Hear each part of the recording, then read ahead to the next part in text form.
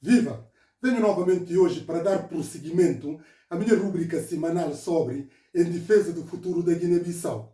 Vou procurar ser muito conciso na minha abordagem, destacando apenas a problemática sobre o tráfico dos seres humanos com base no relatório das Nações Unidas. A questão da violação dos direitos humanos na Guiné-Bissau.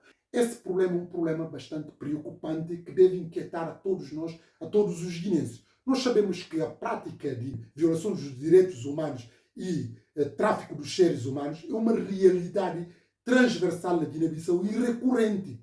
Mas por que não se tem feito nada até aqui? Não se tem feito nada até aqui porque nós, como sociedade, como povo guineense, enfim, ficamos reféns, somos apátridas por muitos cancros que minam a nossa coesão social. Mas perguntar-me-ão, qual é a origem dessas situações? A origem dessas situações tem a ver com, enfim, o colapso das nossas instituições, porque as instituições na Guiné-Bissau praticamente não funcionam. Além deste colapso das instituições do nosso país, tem a ver também com a mentalidade de pobreza que graça no nosso país. Quando digo a mentalidade de pobreza, é que Guiné-Bissau as pessoas vendem por migalhas. Vendem a dignidade, vendem a sua idoneidade, vendem tudo por causa de uns míseros tostões que, enfim, que não deveria ser. Pronto. Essa é uma das causas que tem a ver com essa pobreza mental. Nós sabemos que nós somos um país pobre, mas só a pobreza só por si não são causas justificativas para termos todos esses cúmulos de males que nós temos. Mas tem a ver com o colapso das instituições, porque as instituições não têm força na Guiné. Por quê? Porque pessoas que representam essas instituições não são sérias e a lei, não há um primado da Constituição, nem primado da lei, razão pela qual o que impera na Guiné-Bissau é a força, é a anarquia, é a confusão, é o costume contra a legem. Tão simples quanto isso. Isso é que leva com que nós temos essas situações. Mas quem depois fica mais vulnerável são pessoas que, enfim, são pessoas vulneráveis, neste caso, que acabam por se ficar também vulneráveis perante a não eficiência das instituições do país. Porque se nós formos ver a Guiné-Bissau, aquilo que, enfim, rege a nossa Constituição da República e as leis que nós temos, está tudo contemplado. Está tudo contemplado, não há nada. Nós temos a nossa lei de república praticamente idêntica de Portugal. Mas nós sabemos só a lei, só a Constituição não é suficiente quando as pessoas não estão comprometidas com os ideais da lei, do primado da lei. Houve-se tanto império da lei. Império da lei é verdade, mas o império da lei só funciona quando homens e mulheres estejam comprometidos com isso. Quando não há isso, ia começar com os titulares de órgãos de soberania e todos aqueles que representam essas instituições. Mas o que nós vemos não é o que acontece na Guiné-Bissau. Vamos rapidamente por essa situação de tráfico dos seres humanos, com incidência mais para as mulheres e de uma forma especial para as nossas crianças. A começar desde logo, quer dizer, que é uma clara violação dos próprios direitos humanos, porque nós sabemos que em última instância está em causa os direitos humanos, a dignidade do ser humano e a capacidade de poder exercer os seus direitos ou beneficiar dos seus direitos e garantias por aí. Mas não é o que acontece na Guiné. Rapidamente vamos começar por casos mais prementes, mais urgentes. A questão da exploração infantil. Muitas crianças na Guiné-Bissau, como diz bem este relatório, que saem de zonas rurais para zonas urbanas, são objeto de flagrantes violações. Desde logo, trabalho forçado que fazem, que nós, enfim, denominamos, que conhecemos muito bem como menino de criação. Esta ideia de menino de criação é um trabalho forçado, porque nós sabemos que a nossa legislação, inclusive, não permite que uma criança seja objeto de trabalho. A lei não permite isto. Mas nós vemos que essas crianças são vítimas porque começam a trabalhar muito cedo, são exploradas do ponto de vista do trabalho e são obrigadas a esses trabalhos forçados, mas não é só por aí, para poderem quê? Para poderem beneficiar de educação, entre aspas, até poderem estudar, mas é um trabalho que estão a ser exploradas. Algumas recebem umas migalhas, outras não, e por aí fora. Porque é trabalho forçado que nós vemos aos olhos de todos nós, a sociedade. Essa é a primeira questão. Mas mesmo esses meninos de criação, sobretudo mais as meninas, acabam por ser vítimas de violência sexual, de abusos sexuais, de atos de pedofilia que acontecem nas casas onde estão hospedados como sendo menino de criação. Só que essas coisas não são faladas, são coisas que são abafadas, mas que é uma realidade que todos nós conhecemos. Essas crianças, a maioria delas, são abusadas sexualmente no âmbito da casa de acolhimento onde estão. Quem é que não sabe isso? Porque a maioria das pessoas que recebem isso são de grau de parentesco até distantes, que não têm assim aquela grande afetividade. E, sobretudo, homens fazem essa questão de violação sexual. Já falamos de questão de violação de trabalho e obrigação de trabalho forçado exageradamente, que inclusive o nosso saudoso cantor José Carlos Schwartz reportou na sua música Menino de Criação. Quer dizer, isso é um traço que nós vemos. E essas crianças são vítimas desse abuso, mas sobretudo abuso sexual que vem marcando a sua vida adulta e a sua afirmação posteriormente, aos olhos de todos.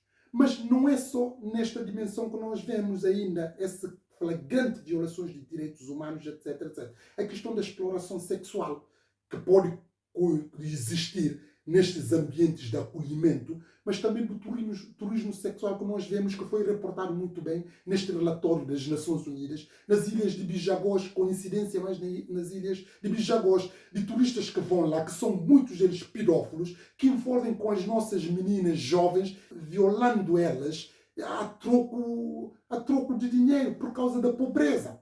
Isto nós assistimos isso tudo e não fazemos nada como sociedade. Não é só nas ilhas de Bijagós, como também próprio na cidade de Bissau e nas umas outras zonas. As pessoas são violadas porque são crianças e não têm proteção, os familiares não conseguem proteger, e o próprio Estado, e essas crianças ficam reféns e ficam à mercê do seu próprio destino e não conseguem reger, etc, etc. E essas violações sexuais que vêm já às vezes do turismo sexual, tanto daqueles que vêm de fora, que vão para lá, e também os que estão lá dentro que fazem isso aos olhos de todos nós. Mas não é só isso, nós vemos outra flagrante violação, que é essa prática de catorzinha, que é, enfim, comumente aceita na nossa sociedade, que nós sabemos que é uma flagrante abuso, uma flagrante ato de pedofilia. Não vou entrar agora aqui porque nós sabemos que questão da idade do consentimento sexual, que se chama idade de maioridade sexual, há um trâmite, não sei se a própria Guiné-Bissau contempla isso. A idade que a lei estipula como idade de maioridade sexual. O que isto quer dizer? Idade como a pessoa pode ter sexo de forma consentida. Pronto.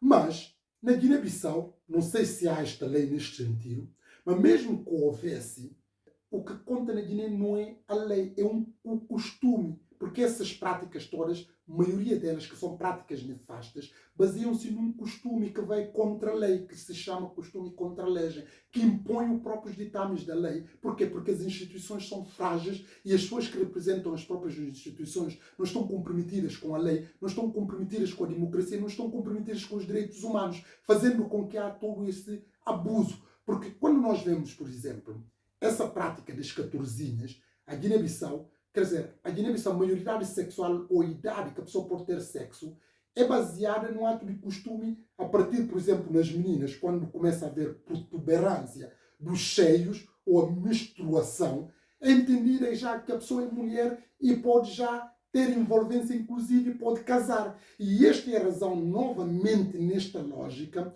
que há casamentos forçados. Porque esta ideia de casamento forçado, às vezes que podem atingir adultos, mas sobretudo menores, ainda que não tenham maioridade civil, mas só porque, enfim, têm um corpo mais volumoso ou, enfim, começam a ostentar esses sinais, quando falo nas mulheres, porque é aí que se afere, do ponto de vista do costume, quando a menina começa a ter menstruação ou começa a ter protuberância dos seios, começa a ter seios grandes, quer dizer, sinal já que é mulher e torna objeto de cobiça por parte de muitos homens, inclusive correm esses riscos de serem violados ou ser dados casamentos forçados e por aí fora. Essa ideia do casamento forçado é uma ideia de flagrante violação e também essa ideia de envolver com crianças, de homens que aproveitam a vulnerabilidade das crianças, que, enfim, por causa do dinheiro e pobreza que graça na nossa sociedade, pobreza, enfim, pobreza financeira, pobreza que envolve sobretudo pobreza moral, acabam por aliciar essas crianças e os familiares pactuam com isso e é tomado como sendo uma coisa normal às 14. Mas nós temos ainda um outro cancro que tem a ver, por exemplo, com a mutilação genital feminina. A mutilação genital feminina é uma outra prática que tem a ver com flagrante violação dos direitos humanos e as pessoas que são mais vítimas são as meninas, que são, enfim, atingidas flagrantemente naquilo que são o seu usufruto sexual, a sua sexualidade, porque isso depois afeta a sexualidade dessas mulheres, dessas crianças, e não conseguem ter uma sexualidade sã, uma sexualidade prazerosa, uma sexualidade que, enfim, que se espera que reveste também da própria dignidade do ser humano, que se chama o usufruto sexual. Acabam por perder isso. Mas nós sabemos que, do ponto de vista legislativo, as leis contemplam essas coisas todas e, inclusive, censuram-nas.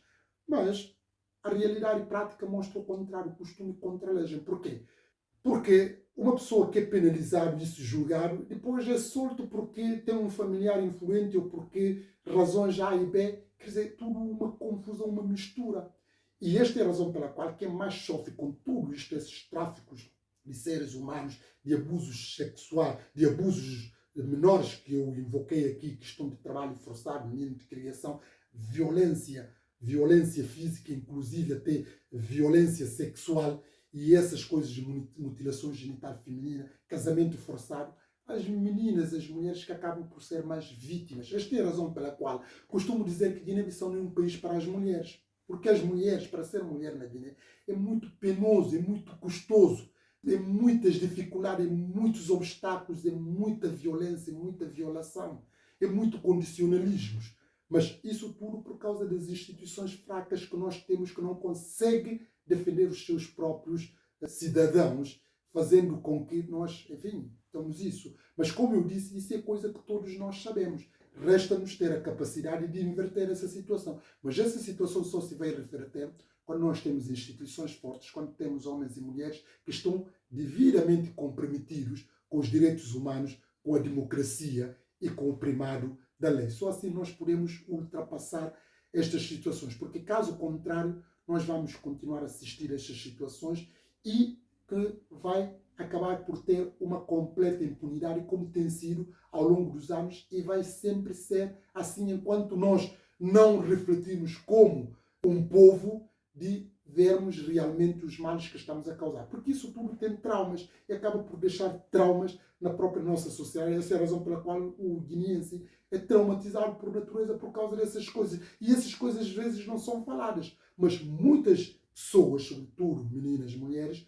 são, enfim, traumatizadas por causa desses abusos, por causa dessas violações, por causa desses atentados aos direitos humanos e tráficos de influência. Espero agora com este relatório, que já havia, todos nós sabemos isso, possa nos inquietar para aqueles que são detentores de poder real pudessem, enfim, sanear essa situação para o bem-estar de todos nós.